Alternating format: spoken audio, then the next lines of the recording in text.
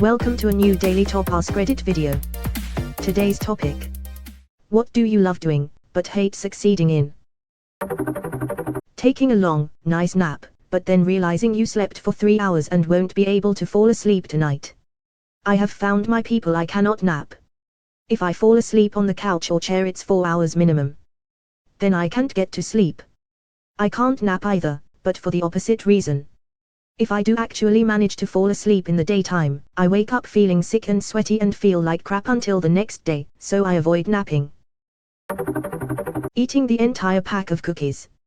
Me after seeing the empty packet of cookies that was supposed to last the week. Dough. And after you get the dough, you turn it into cookies. It's the circle of life. Work ethic. I like getting work done with time to spare. I hate that this puts me in a position of getting more work to do without any of the benefits. I used to work with a guy who would finish his part of our projects and release his progress slowly over time. I remember calling him once and he was working on his home automation setup. Apparently he had completed his portion of our project a month ago and would just give me the pieces I needed when I asked for them, so no one would give him additional work. That's fucking incredible. There is always a moment towards the end of a video game where you have to decide to finish the main mission, beat the final boss, and lose interest. Man, I decided to finish the game before completing everything. I remember it feeling anticlimactic during the credits, because I wished to have the game back, but for some reason beating it took that away. I miss those RPGs. No time these days. I felt that. I really can't get into single-player RPGs anymore. I put so many hours into stuff like Baldur's Gate when I was younger, but now. I played Divinity for a day, maybe 2, and it was great. But I just lose interest and / or don't have time to really immerse myself in the game anymore. It's sad. Well, you did it. You got the blackhead. Your chin is a mess now. Happy? Spoiler, not really. Have you found any way around this? I'm newer to skincare, and even with careful extraction tool use it often leaves red marks that stick around for way too long. Edit, a couple people further down have recommended chemical exfoliators. I've got a basic 4-step routine, but I've not tried any of those. That may be the next step for my case. I find it helpful to place a hot wet washcloth on the area a couple times a day to encourage it to surface before using the extraction tool. Other than waiting until they're close enough to the surface to be washed away with normal scrubbing, And I have compulsions around it that make it so I suck at leaving them alone, so I am the last person with good advice for this. Reading books, especially good books for the first time. You're on a journey, have no idea where the end is. At some point it's over, and you know you'll never experience that book the same way again. There are the very rare books where knowing the end, or key bits of information, make the second or third read just as good. Astronomer here. Some years ago, I was involved in a program that scanned the night sky searching for near-Earth asteroids that would hit the Earth someday. It was super fun, especially if you find an asteroid, but yeah, you really don't want to find an asteroid on collision course that will kill us all. Or do you? Hey, what are you doing with that gigantic magnet? I work for a lawyer and so I like winning court cases. It's good to see your client get a good result from the judge or jury. Most of the cases I work on are family law or divorce cases.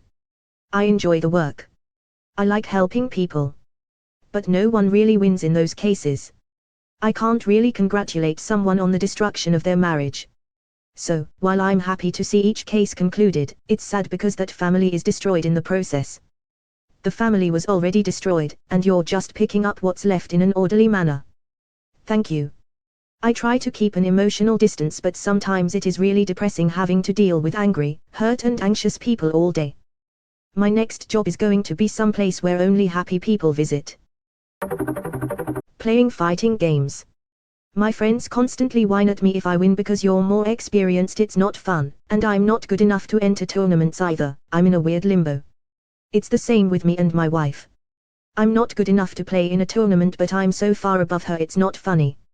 I can't lose unless I do so intentionally. My thinking is that is quite possible for a bad player to get better, but it's hard for a good player to get worse. My so used to routinely beat me at Mario Kart and Smash Bros. He grew up playing video games against siblings, I did not. But I'm still competitive, so I started playing a ton against the computer after he went to bed. So goddamn satisfying finally whooping his ass. Graphic design. I love doing it, but as soon as people find out you do it for a job, they automatically need your help in building their website / making a logo for their idea / editing photos, etc. I wouldn't mind this, but maybe pay me for this skill I learned and got a degree in. They always assume it's free for some reason. I'm totally willing to pay. Your rates are the same as random teenagers on Fiverr, though, right? The Fiverr argument.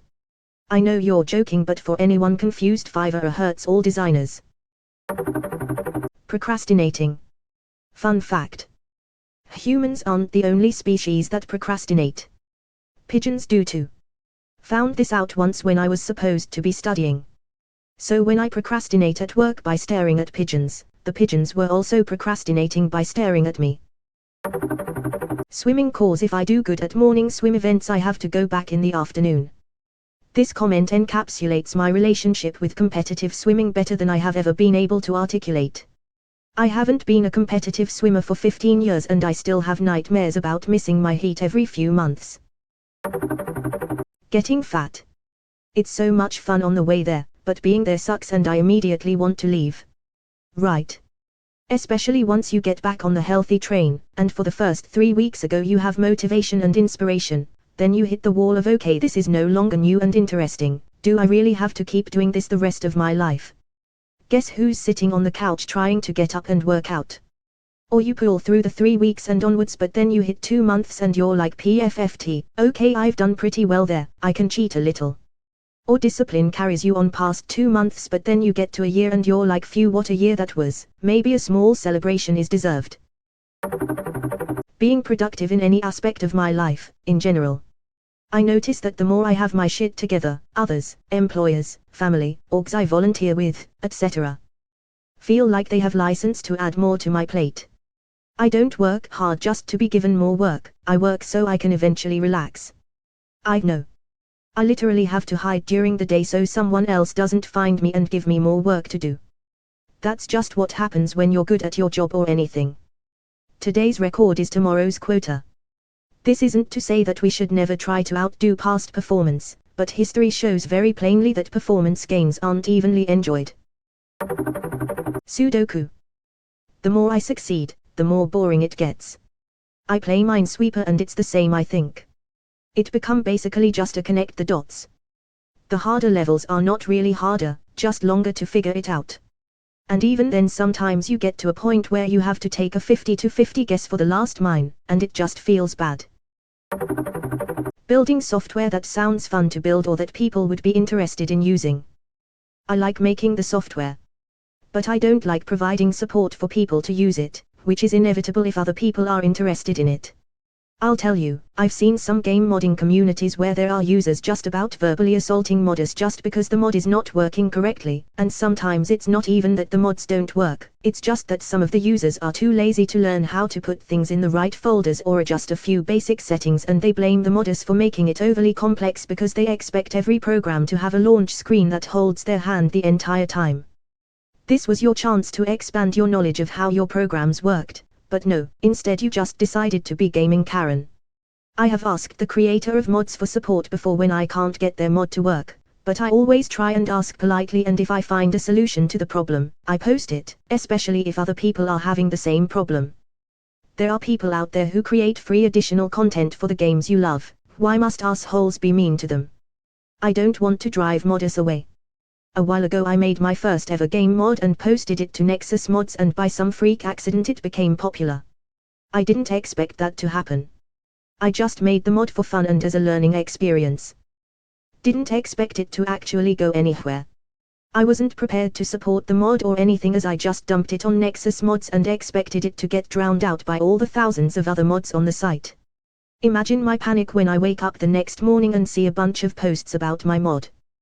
People making requests, asking questions, and some complaining that it doesn't work with their other mods. What the hell am I supposed to do about that? I can't control if other mods are gonna be compatible with mine. Do people not understand that?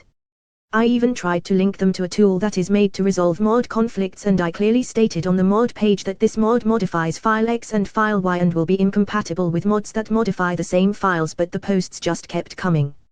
Some people even filed bug reports for things that weren't even bugs at all. They just didn't bother to properly read. Some people even wrote things like, "I don't like the way this mod works. Could you tweak it so that it works like this instead? I prefer it that way." Like, dude, no. What you see is what you get. If I changed the mod to appease you, I would piss off literally everyone else. I forgot what my point was. I guess I just had to make a rant.